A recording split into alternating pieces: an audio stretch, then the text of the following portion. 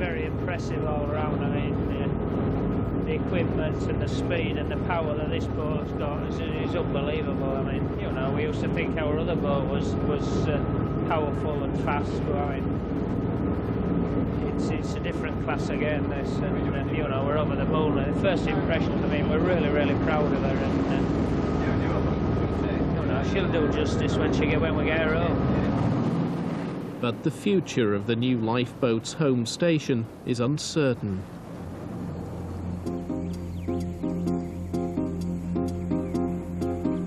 The Victorian defences that have protected Spurn for 150 years are crumbling. They will not be replaced.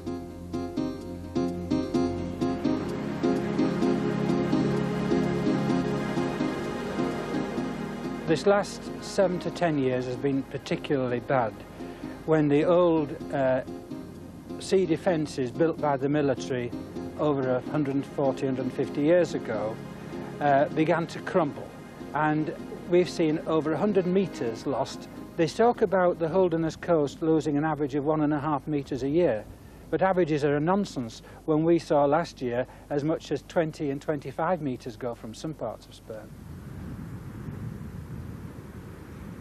The government has said that concrete or hard sea defences are no longer an acceptable solution in the UK. We know that it's useless to try and oppose the forces of nature. We hope that our scientific advisors are right, that there's a future, there will be a Spurn Peninsula of some kind in the future. It may or may not be able to support a road, but the Trust will continue to do its best at Spurn. The end of another school day, and Spurn's children return to the point after a 6-mile bus ride along the road that is their community's only link with the outside world.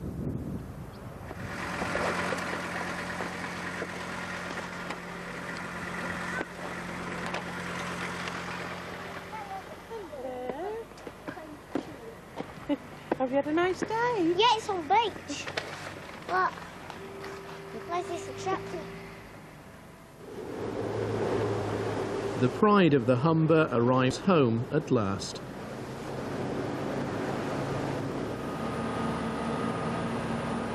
They are a small crew, totally dedicated, totally committed, highly professional, as you would expect from people who are doing it full time, and they get on exceedingly well with one another. I think well, all the lads are doing brilliant now. It's, you know, you get to do the different positions as well. You know, it's good. It's an all-round vessel, yeah, it's good. Very nice, beautiful seats, comfortable, spring-loaded for when we get on the rough stuff. Just a bit warm. Now look at the welcoming committee here. Both piers, look, chocker with people.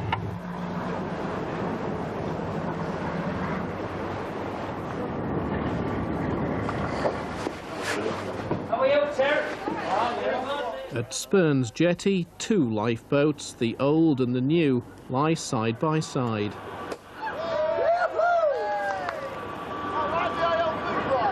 Cheers to the pride of the Humber.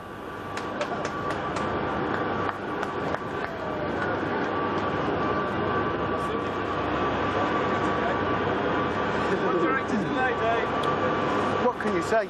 Just have to look at the beams on our faces as we come round the point. Thank you very much. Brilliant boat. Fantastic run home. So I was pointing southwest. That's right. Right, yeah, Smile. good?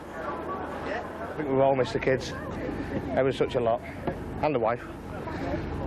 But don't tell her that. I'm just so full, I can't believe it. Must be a softy pill there.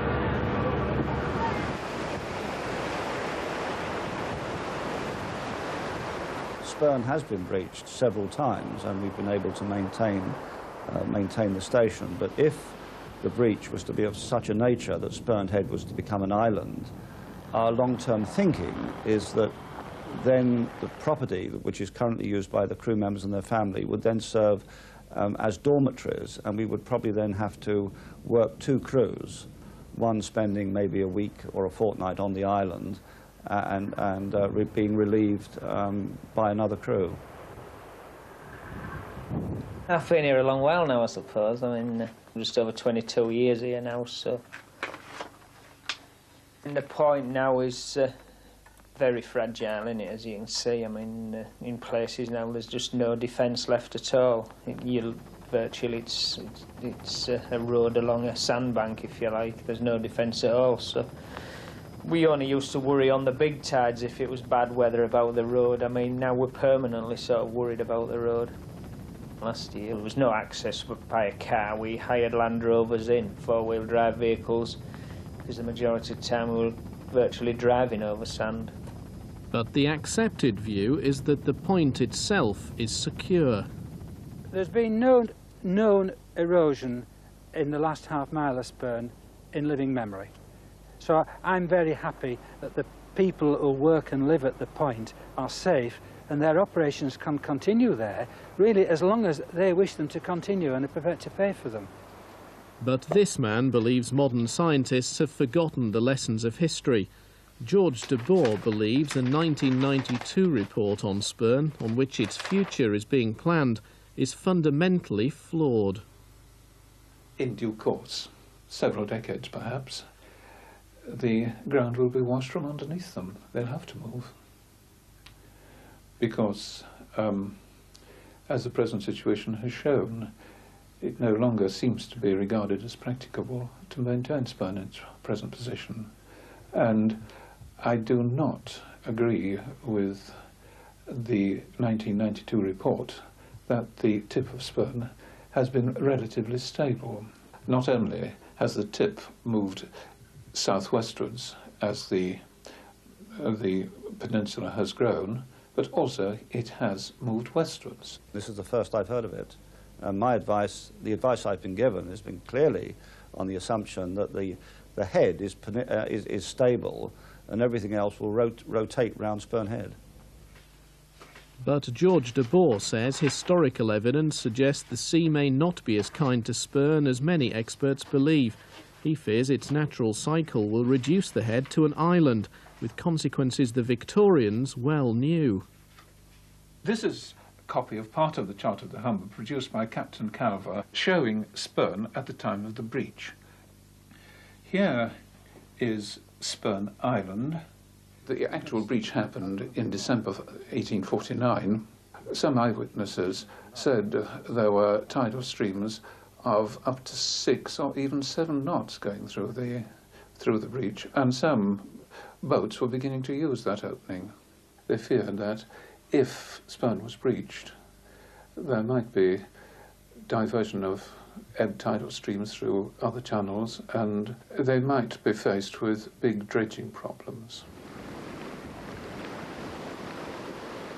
And so they decided that before there was serious damage, they'd close the breach. And they were, perhaps what we're not doing today, putting in the stitch in time.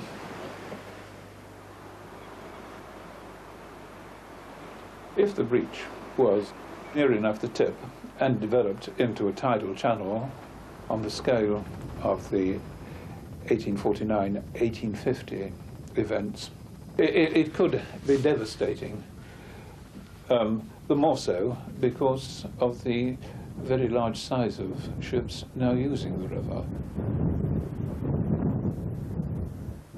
Our research has shown that we don't think that even a breach of the type that you have described, and we don't think is on the cards, but even a breach of that type would not materially affect the channels in the river itself. But some scientific evidence supports those who say Spurn's outlook is grim. Close Up North's obtained a copy of a report compiled by the government's own hydrological experts who concluded that a breach of the head would lead to unpleasant consequences with effects on the estuary that would be difficult to control. Its author, Dr. Alan Brampton, says a breach could lead to port authorities having to dredge the Humber at a cost of millions of pounds. I would think probably before the turn of the century a breach would develop. I guess it probably wouldn't be very deep. You'd possibly still get down to the end of Spurn by foot up at low water. If it wasn't artificially restored, then it was likely to slowly widen. Now that would cut off access to the southern end of Spurn, obviously, quite quickly. And then possibly we would get bigger waves in the Humber estuary and eventually perhaps greater tidal flows. That could bring around quite a lot of changes, for example, in the defences on the northern shore of the Humber, and possibly even on defences over on Cleethorpes and the Grimsby side of the estuary. If a deep channel starts developing, crossing the line of the present Spurn head, the water emptying and filling the Humber will split itself between this new channel and the existing one. There's a danger then that the existing channel will suffer siltation, the water depths will decrease, and there'll be an increased need for dredging to keep the situation as it is today. There's quite a lot of damage that could occur.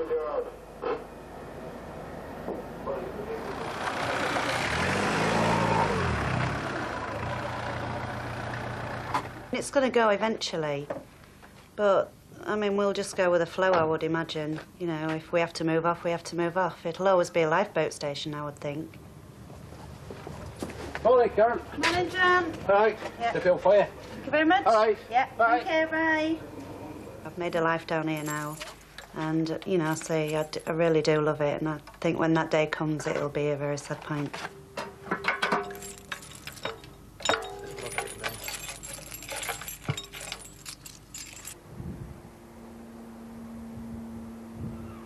When it's a really bad day, you suffer. You can't go out of the house because there's sandblasting everywhere. If it's raining, there's nowhere to go, and it can be a very sort of tight, horrible place. Well, then again, if you get a day like today, go for a little walk round, batteries are recharged, life's brilliant again. There isn't enough being done. For the lifeboat and the pilot's point of view, we do need that link to the mainland. And I've said many times before, we know Spurn's a beautiful place, it's a nature reserve, site of special scientific interest, but it's also base to the busiest lifeboat in the country, 170 pilots working the river, so I think you must have a balance of the two.